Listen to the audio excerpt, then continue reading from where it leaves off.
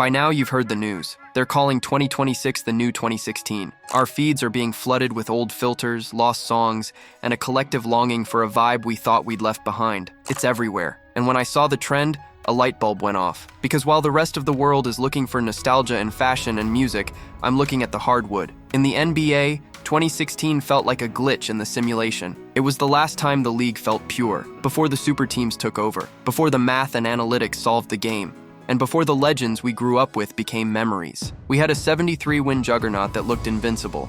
We had a Mamba who refused to go out quietly, and we had a king with a promise that felt impossible to keep. If there was ever a time to relive the greatest season in basketball history, it's right now. Let me take you back to a simpler time. Most teams aim to win a title. The 2016 Warriors aimed to kill the old way of playing. They opened the season with 24 straight wins, a 2-month streak of perfection that made the rest of the league look like they were playing in slow motion. If you think the dominant teams of 2026 are polished, this was something else. And at the center of it all was a 6'2" guard who decided that the three-point line was all he needed. That year, Curry shattered shooting records, 402 three-pointers in a single season. To find the second-place spot on that list, you have to drop down by 24 shots. Steph created a gap between himself and the rest of humanity that still hasn't been closed. He forced every single MVP voter to agree that nobody else was even in the same conversation. The first and only unanimous MVP in history. Night after night, the Warriors turned arenas into playgrounds. The ball moved like it had its own heartbeat. 30 points a game for Steph, 73 wins for the team. They eclipsed Michael Jordan's 96 Bulls, a record the world collectively agreed was untouchable.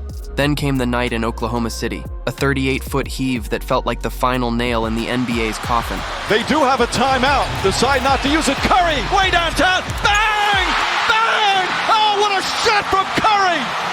With 0.6 of a second remaining.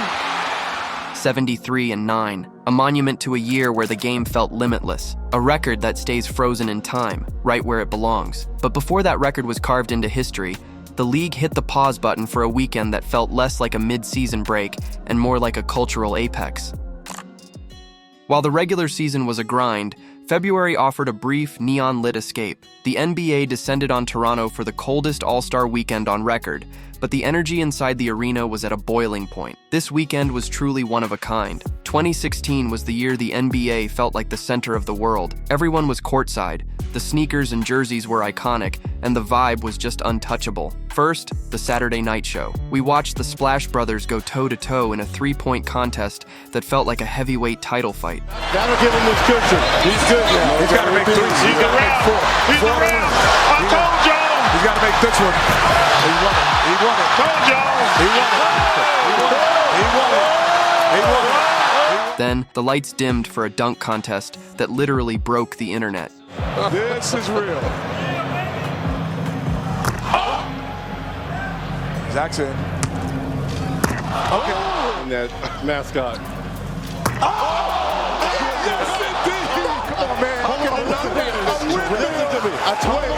Zach LaVine versus Aaron Gordon, possibly the greatest dunk contest ever. It was a glitch in physics. Gordon sitting in midair over a mascot, LaVine gliding from the free throw line like he found a way to turn off gravity. People still debate who won that night, but the truth is, the fans won. We were watching the absolute pinnacle of human athleticism, and then the Sunday finale, a passing of the torch disguised as a game. We saw Kobe and LeBron go one-on-one for the last time on the All-Star stage, a moment of pure respect. But as the confetti settled in Toronto, the mood began to shift. The celebration of the future was about to soon collide with a final goodbye to the past. For 20 years, Kobe Bryant had been the NBA's ultimate protagonist. He was the hero you loved and the villain you couldn't ignore. But by 2016, the armor was cracking. The injuries had piled up, the speed was gone, and the Lakers were enduring their worst season in franchise history. It was a long, painful farewell tour, but Kobe wanted one last fight. It all led to April 13th, one of the strangest nights in sports history. On one channel, the world watched the Warriors chase win number 73. On the other, they watched a 37-year-old man with a shredded Achilles try to find the basket one last time. In a flash of vintage defiance, the killer the league knew and loved returned. He took over the entire game, 50 shots, 60 points, a comeback win that made no sense. It was the most Kobe Bryant ending imaginable, an inefficient, stubborn, beautiful masterpiece. When he walked off that floor, He took an entire era with him. The league was officially Steph's. It was officially LeBron's. The shadow was gone, and now the king was standing all alone in the dark, staring down a 3-1 deficit that no one in history had ever survived. By June, the fairy tale was over. The 73-win Warriors were dominating the finals.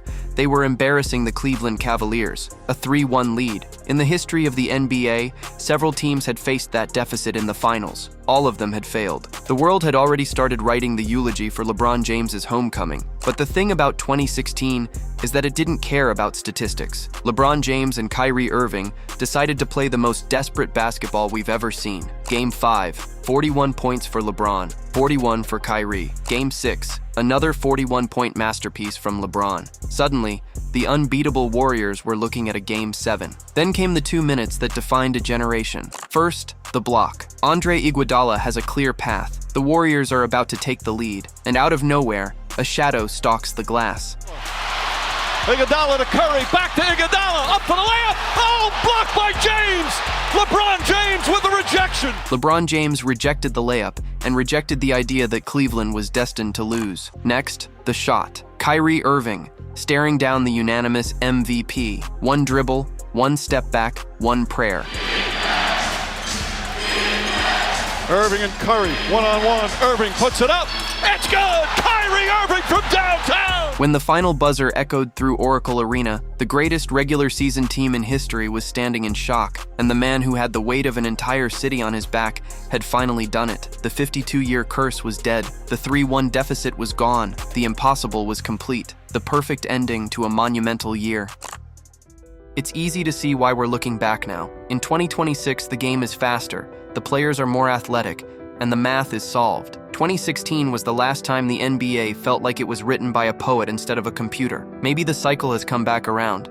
Maybe we're finally catching that same energy again. But sometimes you just can't manufacture lightning. You can't recreate the soul of a year where legends walked off into the sunset and the impossible happened every other night. 2016 was a glitch in the universe, a perfect alignment of heart and history that we'll never see again. It was a gift, it was generational, it was ours, and it was 2016.